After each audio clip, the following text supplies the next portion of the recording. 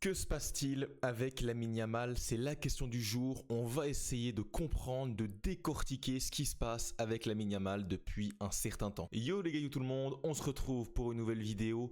On va parler aujourd'hui du Barça, plus spécifiquement de Lamine Yamal, de sa forme récente, des dernières infos qu'on a à propos de lui. C'est des choses qui sont pas joyeuses à évoquer puisque c'est une période un petit peu sombre, c'est un petit creux dans la carrière de Lamine Yamal dû à des blessures, dû à une énorme saison passée en termes de temps de jeu, en termes de stats, en termes médiatiques. Bref, il y a eu l'explosion de Lamine Yamal l'année passée. Cette saison 25-26, elle est très importante dans son développement et pour l'instant, elle commence pas très bien. On va en discuter. Bon, tout d'abord, bien sûr, avant de commencer cette vidéo, comme d'habitude, merci à toutes les nouvelles personnes qui arrivent sur la chaîne, qui s'abonnent, qui like, qui commentent, voilà, bien sûr, qui participent à tout ça. Merci à vous. Je pense que c'est une vidéo qui peut faire réagir dans les commentaires, donc je me réjouis de vous lire les uns après les autres. Pour relater les faits, c'est déjà la saison passée, son énorme saison, il a quasiment été blessé à aucune période de l'année, il a loupé que quelques matchs en décembre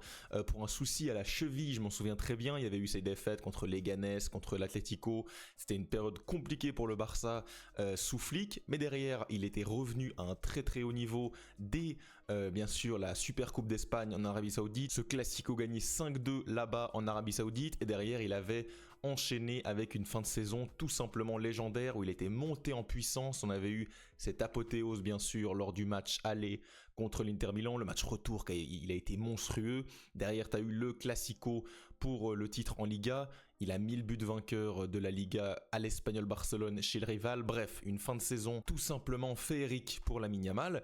Et derrière, on a eu cette pause, cette trêve qui lui a fait quand même pas mal de mal avec du recul puisqu'il n'a pas eu, bien sûr, la Coupe du Monde des clubs. Il a eu la Ligue des Nations. Il y a déjà eu ce premier couac Ligue des Nations avec cette élimination en finale contre le Portugal avec déjà des stories, déjà un emballement médiatique qui commençait à gonfler autour du Ballon d'Or. Le Ballon d'Or pour moi a une place assez importante dans cette discussion, dans ce débat. On a eu cette recherche du Ballon d'Or, le Ballon d'Or est maintenant passé, c'est Dembélé qui l'a eu, mais il y a eu beaucoup de débats, beaucoup de discussions autour de Lamine Yamal, ça l'a peut-être un peu trop encensé. Bon, après j'ai envie de dire que c'est normal, hein. Chacun fait sa propagande, chacun dit le joueur qu'il pense être le Ballon d'Or. Est-ce que c'est véridique ou pas? Bon, ça peut se discuter. En tout cas, Lamine Yamal était dans les favoris. Il a fini deuxième au final, ce qui est un excellent classement pour un joueur de 18 ans. C'est tout simplement lunaire même quand on y pense. Mais bon, le Ballon d'Or est passé. Il faut enchaîner. Une nouvelle saison arrive. C'est la saison de tous les possibles avec la Ligue des Champions, pourquoi pas de retour à Barcelone. La Coupe du Monde 2026 pour l'Espagne qui a une équipe extrêmement compétitive, la meilleure équipe de sélection. Et donc, bien sûr, Lamine Yamal est attendu comme un éléphant dans la pièce pour cette saison, qui soit énorme, qui soit Ballon d'Or. C'est la saison d'explosion, tout le monde le dit, on est sûr même que ça va être le cas. Et la saison, elle commence plutôt bien avec quelques matchs en Liga, notamment celui contre Mallorca, Levante. Ça se passe bien, Lamine Yamal est exceptionnel, on a vu qu'il avait vraiment développé son physique, il était plus rapide, il était plus explosif. Et là, une première blessure. Au niveau de la première trêve internationale, on avait eu ce match contre la Turquie, Espagne-Turquie, où il y avait eu, je crois, 6-1 ou 6-0. Et juste derrière, bien sûr, toujours De La Fuente, le très très bon coach espagnol qui prend aucune précaution avec les joueurs du Barça. En revenant de ce match-là, Lamine Yamal rentre de sélection, il rentre au club par blessure, par souci de blessure. Et à partir de là, c'est là que les choses vont totalement dégénérer. On apprend qu'il a une pubalgie. Au début, apparemment, c'est pas grave, ça devrait durer quelques semaines. Le Barça prend son temps pour le guérir de cette blessure, espère prendre son temps, ça prend plusieurs semaines, même plusieurs mois, il loupe la deuxième trêve internationale, et là on dit qu'il est prêt, il revient petit à petit, il fait son retour dans cette période-là de reprise après la deuxième trêve contre le PSG, il loupe le match bien sûr contre Séville où on se dit il manque Lamine Yamal, il est pas là, il est reblessé, il rechute, il revient, il se reblesse. Bref, Lamine Yamal actuellement est disponible pour jouer, mais vous l'avez vu, je l'ai vu, tout le monde le voit, il est clairement diminué, il y a un gros problème sur son physique. Et c'est là que j'ai envie d'amener le débat, c'est sur la discussion autour de la gestion de Lamine Yamal, qui pour moi est primordiale, elle est primordiale sur un gamin entre guillemets de 18 ans, je suis plus âgé que Lamine Yamal, c'est quand même assez fou, de se dire ça. Il faut gérer ce genre de joueurs pour ne pas que ça dégénère. En gros, pour pas que ça soit trop tard. C'est des blessures qui sont compliquées à gérer, qui sont complexes. Tous les footballeurs le disent, la pubalgie, les blessures intrinsèques comme ça qui sont internes, où tu as des frottements, c'est de la douleur. Il faut faire attention, il faut se guérir à 100% et j'ai pas l'impression que c'est le cas en fait. Ça c'est sur le plan physique, le plan des blessures. Et à côté, on a tout cet emballage médiatique qui fait que de grandir. Bien sûr, sa récente relation avec Nicki Nicole, beaucoup de reprises, beaucoup de vannes. Même lui, il en joue, il poste ça sur les réseaux. Récemment, il a voulu faire un truc avec Amine. Le Barça, finalement, enfin, a l'air d'intervenir. Mais j'ai l'impression qu'on intervient beaucoup trop tard, que le mal est déjà presque fait. Il est à la Kings League, il met des pénaltys. Bref, en fait, j'ai l'impression qu'il est déjà tellement grand médiatiquement qu'on a déjà un peu perdu le contrôle entre guillemets et qu'il devient, j'ai presque envie de dire, déjà plus grand que l'équipe, plus grand que le coach et ça me fait un petit peu peur. Personnellement, je vous le dis, ça me fait un petit peu peur. Alors que faire maintenant avec ce genre de joueur? Pour moi, Lamine Yamal est un joueur quand même intelligent. J'ai l'impression qu'il peut se ressaisir. Bien sûr, je pense que sa carrière va être légendaire. Je pense que ça n'a pas d'impact à long terme, en tout cas je l'espère. Mais à court terme, pour moi, ce qu'il faudrait faire dans ce Barça, pour moi, c'est clairement gérer son temps de jeu, le faire reposer, qu'il se remette à 100%. Franchement, moi, à ce moment-là, j'aurais presque envie actuellement que le Barça dise « Lamine Yamal est blessé ». Il ne vient plus jusqu'en 2026. Et bam, tu mets ça, le gars, il va se reposer, il va se remettre, il fait de la physio, il fait du travail intensif, il fait du travail physique et il revient en 2026 avec Rafinha, avec un Pedri, avec un Robert Lewandowski pour la dernière partie de sa carrière. Et là, tu as une vraie équipe, quelque chose de vraiment coordonné, frais physiquement, qui va aller au bout peut-être en Ligue des Champions. Pour moi, actuellement, ce qu'on est en train de faire, d'utiliser Lamine Yamal, petit peu, où tu es en train de le creuser à coups de gouttes, hein, c'est la fameuse torture avec les gouttes. Pour moi, c'est très compliqué et je vois pas en fait où on va dans cette stratégie-là dans le futur. Quand je vois l'état de Lamine Yamal sur le Classico, c'est quand même le dernier match en liste et c'est quand même un match important.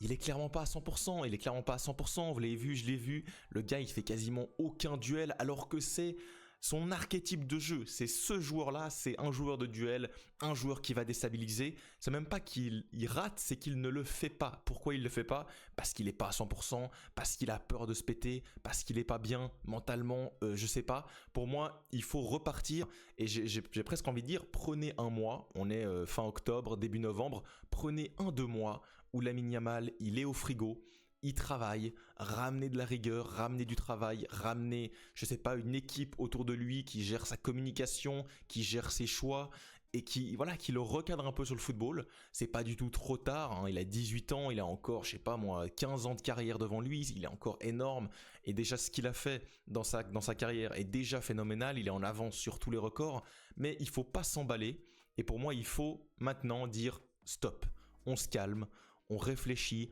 On est lucide sur la situation, on met des barrières, peut-être que Lamine Yamal, on n'en a pas besoin tout de suite, et même peut-être qu'on a meilleur temps de perdre le championnat de Liga cette saison pour après avoir 4-5 saisons de Lamine Yamal extraordinaire. Je sais pas, en tout cas c'est un débat très intéressant que je voulais ouvrir avec vous. Qu'est-ce que vous en pensez? Est-ce que vous pensez qu'il faut tirer sur la corde avec Lamine Yamal? Est-ce que sa communication vous gêne ou pas? Peut-être qu'elle ne vous gêne pas, moi elle a tendance un petit peu à me gêner. Alors parlons quand même rapidement de ses stories, les fameuses stories avant match. Ça, c'est pas quelque chose qui me dérange particulièrement. Moi, c'est même quelque chose que j'apprécie dans le sport. Cette envie d'aller gagner, cette envie de trash talk, ça me dérange pas. Mais il faut quand même doser par moment. Attention à pas exagérer de story, ne pas exagérer, ne pas trop en faire. Parce que si on en fait trop, ça tue cette espèce de rareté en fait. Ce qui est bien avec une story, c'est là, il a fait une story sur ce match. Il va vraiment se mettre à 100%. Moi, j'ai souvenir de la story juste avant le match contre l'Inter. Derrière, il sort une performance légendaire. Malheureusement, le Barça ne passe pas. Mais il faut faire attention. Pour moi, il ne faut pas non plus le changer totalement. Mais il faut lui apporter quelques notions, quelque chose pour vraiment le canaliser, qu'il se reconcentre sur le football et qu'il offre au Barça des trophées. C'est finalement ça qui est important. Je voulais aussi revenir parce que j'ai vu cette affaire avec Dani Carvajal. Apparemment, il se serait... non, pas apparemment, c'est les faits. Ils se sont unfollow sur Instagram. Carvajal, le capitaine de la sélection espagnole. Carvajal qui en plus s'est blessé sur ce match. Il va être absent 2-3 mois. Bon, comment ça va se passer pour la sélection espagnole? Pour moi, il n'y aura pas tant de problèmes que ça. Carvajal, je suis même pas sûr qu'il sera là. Déjà, sur les prochains rassemblements, il sera pas là parce qu'il est blessé. Mais même à la Coupe du Monde, je suis pas sûr que dans 8 mois, un Dani Carvajal soit le meilleur joueur à ce poste-là. Quand tu vois l'ascension d'un Pedro Porro, tu te dis que Carvajal, avec son âge, avec son physique, bon, est-ce qu'il sera là? Est-ce qu'il sera à 100%? J'en suis pas persuadé. Et Lamine Yamal, ça reste l'enfant de la couronne, ça reste le joyau de la princesse. Donc pour moi, Lamine Yamal sera avantagé à un Carvajal dans un potentiel conflit, même si je pense que au final, ça reste des bons garçons. Ils ont déjà eu des matchs ensemble. Bien sûr, ils ont déjà fait des passes D. Moi, j'ai un souvenir, je crois que c'est contre la Croatie à l'Euro, de cette passe de Lamine Yamal pour Carvajal qui va marquer. Donc, il n'y a pas de souci pour moi à ce niveau-là. Bon, les amis, on a un peu tourné autour du pot. Je me suis sûrement un peu répété dans cette vidéo, mais franchement, ça me tenait à cœur de parler avec vous. Je sais pas si c'est des vidéos qui vous intéressent par-dessus tout, que je parle comme ça, qu'on échange sur un sujet. Je trouvais que c'était un sujet intéressant qui revient pas mal actuellement dans les médias, dans les réseaux. Donc je tenais à m'exprimer là-dessus. Bien sûr, si vous êtes arrivé jusqu'ici dans la vidéo, merci à vous. C'est grâce à vous que j'en suis là. C'est grâce à vous que je continue à faire des vidéos.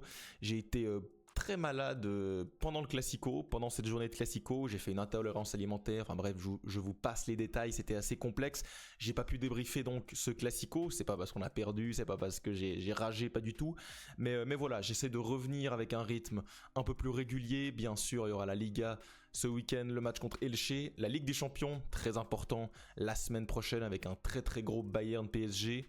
On sera sur tout ça, on revient très fort pour cette fin d'année. La CAN en fin d'année, ça va être énorme bien sûr.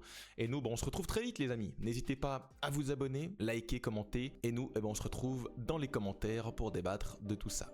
Ciao et bien sûr, Visca Barça.